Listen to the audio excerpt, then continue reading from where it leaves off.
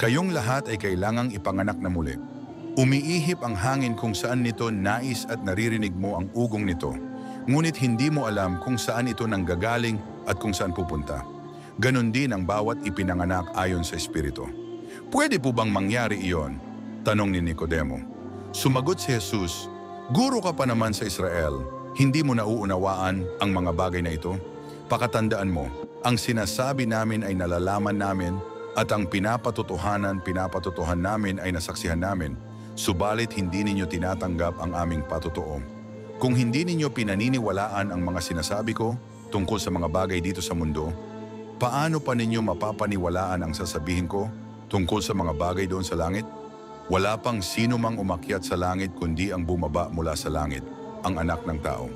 At kung paanong itinaas ni Moises ang tansong ahas doon sa ilang, gayon din naman, kailangang itaas ang Anak ng Tao upang ang sino mang sumampalataya sa Kanya ay magkaroon ng buhay na walang hanggan.